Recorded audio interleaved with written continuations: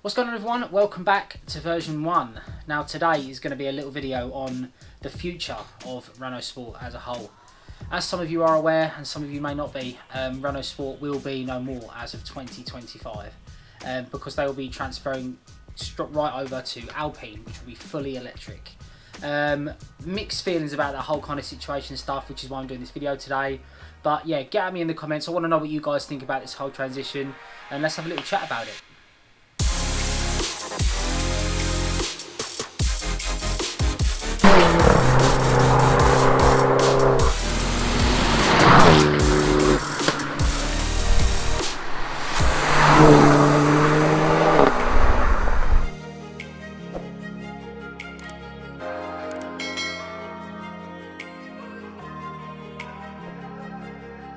So before we get into the video today, please like and subscribe as you always do. Hit the bell notification to find your way back and keep tabs of all the future content.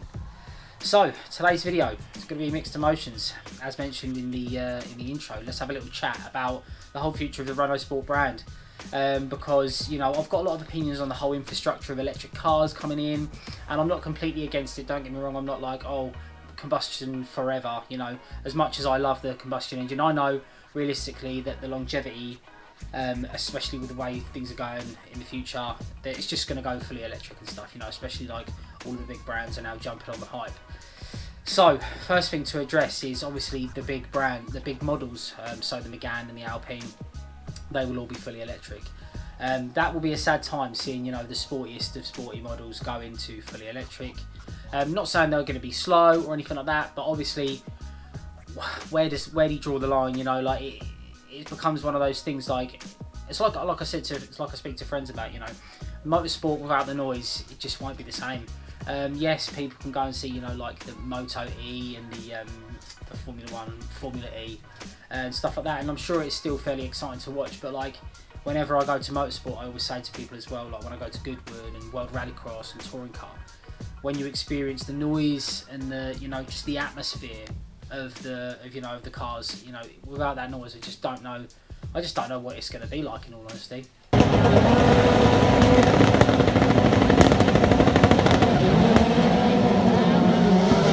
Where I stand with the whole electric, you know, cars and stuff coming in, I think, you know, that's obviously a very broad topic, and I know that some companies are doing it really, really well, but the infrastructure is just not there. You know, this world isn't ready for electric, in my opinion.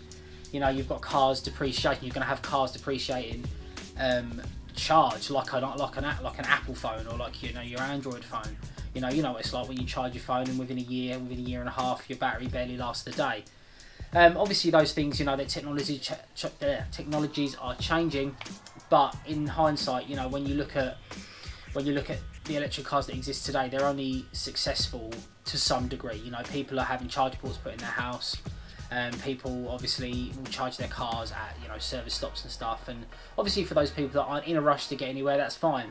But if you're doing a 250 odd mile trip to the other end of the country or something like that, you're not going to get there in one charge in 90% of the cars that exist that are electric today.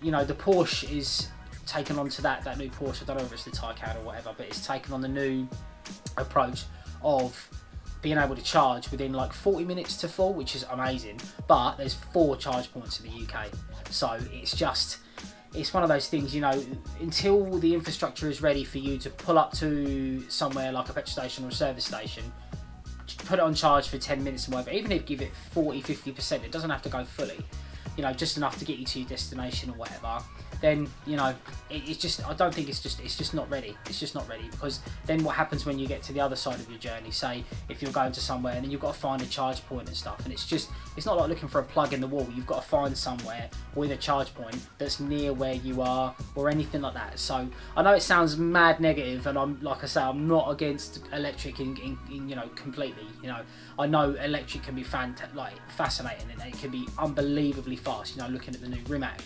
looking at the IDR, which I had the pleasure of going to see up the Goodwood Hill on 2019 and absolutely annihilate the record. I know electric's quick, but until you can get people out of their, you know, their everyday car that they can fill up and be on their way in 5-10 minutes, until they can contend with that, I don't think people are even going to try.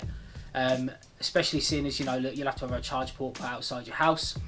and all stuff like that. So going off on a bit of a tangent anyway, but that's the way I feel about the whole electric stuff. Like I say, summary, I'm not really against it, but at the same time, the world's not ready for it. You know, it needs to be quicker. It needs to be more.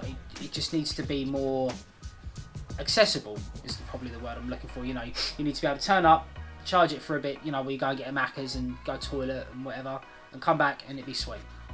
So specifically talking about the Renault Sport brand itself, a little bit, like I say, I'm a little bit torn about killing the brand off, but at the same time I understand the spin-off because it could cause a lot of uproar if, you know, imagine, say for example, the Meg Mark 5 come out fully electric, you know, and it's still running the RS badge and stuff. I could imagine there being, you know, an uproar. This isn't a real RS, you know, this is a Hoover, a Dyson, you know how it goes.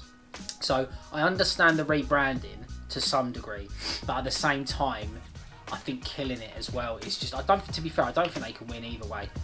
Killing a brand like that, like the Renault Sport brand that's been iconic for as long as I've been driving, you know, I think it's just a shame because you're not going to see those Renault Sport models anymore, and you know they just stand for fun and they stand for, you know, great handling, great package cars. And when you obviously start pairing in the whole electric, going fully electric and stuff, things are going to change massively, because one thing Renault always had on their side was, well, until fairly modern cars, was weight. They were light and they were quick because they were light. You know, they weren't massive power like 172s, 170 brake, whatever, but they were light, so they could contend with cars that were much bigger and obviously out-handling around the track. So, you know, obviously that formula still exists now, but everything's got a little bit heavier, everything's got a little bit more accessible, you know, with your aircon and all your creature comforts and stuff. But yeah, so I think the branding of the Renault Sport branding being no more is going to be a sad time. I've had 3 Renault Sport models, and I loved every one of them for completely different reasons. But yeah, I think I understand why they killed the Renault Sport off, because there would be uproar if, you know, they started Renault Sport branding fully electric cars, you know, and stuff. I think there would be an issue, but yeah, I just think it's a sad time to see the Renault Sport brand go. But you know, it's just, where will the future go with the electric, you know? And that's why I'm keen to get your guys' opinion, because I love having a chat about this sort of stuff, because obviously there's nothing we can do. It's the future, it's going to happen, it's just a matter of time, which sucks, because, you know, it's kind of like that inevitability, you know. I don't want petrol cars to ever end, but I think, you know, realistically, if they aim for 2030, it's going to be more like 2040, 2050, because they're going to have to get everyone out of their cars that is costing them barely anything to run. You know, I'm not talking about myself, but obviously, you know, just your regular runarounds, they're costing barely anything to run, not a lot of tax, and then they're going to have to somehow pay X amount for this electric car that's going to be 25 grand, and they're pottering around in a 2.5 grand, you know, Toyota Yaris, you know. So I think things are going to have to change for sure. How they're going to go about it, I don't know. So like I say, I'd love for you guys to get in the comments and have a chat with me about this this sort of stuff, because I have been doing the research and I have been looking around, and I've seen people's different opinions and stuff. But I think cars can still be sporty, sure, while they're electric, but will they be as fun? Will they be as sporty? I don't know. I think, you know, a lot of these guys that are, you know, having fun in the electric cars are just doing drag racing. You know, they're just putting them up on a strip.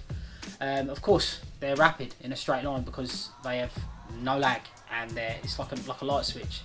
You know, instant torque, instant power, all the way up. And you know, they might not have the top end, but by the time you've done a quarter mile, they're in your electrical dust, so to speak. But yeah, I just thought I'd do a little video today, having a chat about that whole sort of thing. And like I say, I really want you guys to get involved. Let me know what you think, because I'm skeptical about the future, because like I say, if they add that whole, if they're like, yeah, going to be fully electric by 2040, I think it's really more realistically going to be more like 2050. By the time they put the charge ports in, you know, in all the service stations, how they've figured out how they can charge stuff quicker, how they can maybe even figure out how to charge the cars on the go. So sort of like figure out some sort of like charge system as they go, like an alternator of some sort for an electric car. Like a hybrid would charge, you know, a hybrid would charge off the petrol engine. Maybe there's some sort of electric cycle that can go to get you to those bigger distances. I know obviously like the new Tesla and stuff, bold claims of of how far they can go, which I don't doubt because it's Elon Musk. I mean, he wants to be on Mars, you know, within a year. But you know, it's yeah. So it's just an interesting position to be in as a lover of cars and a lover of automotive, because I feel that it's going to come to that point where we're going to hit a wall, I think, and I think either the infrastructure is going to fail for electric, or we're going to have to think something through, because I don't feel that you, like I say, you could get people to out of their cheap daily runabout into a 25 grand electric car, and then they'll have to get a charge port on their house. And I live in a mid-terraced, a 2-bedroom mid-terrace. Where am I going to put a charge port? We're going to have this whole road just with cars just plugged in on charge. It's going to be mental. So I think there's going to have to be some sort of scheme thought about to get people out of their dailies into something fully electric. And like I say, there's many things to be considered about going electric. Sure, you can, you know, you'll be zero emissions, you can go anywhere you like and stuff, but you've got to think about charging it. You've got to think about the upkeep, because they're a lot heavier, so that might be potentially worse on car components and tyres and brakes and stuff. You know, you just never know. So yeah, I'm going to end the video there because I'm just waffling on. But yeah, I just thought I'd wrap this video up today to talk to you guys about the whole future of Renault Sport. It's a sad time, but there's nothing we can do. Let me know what you guys think, whether you think they should have stayed with the Renault Sport brand and carried on and tried to remodel, or they did the right thing and remodelled into Alpine, and going to go down that route and see what comes out of that. So smash a like and hit subscribe, hit the bell notification to find your way back, and I'll catch you in the next one. Peace.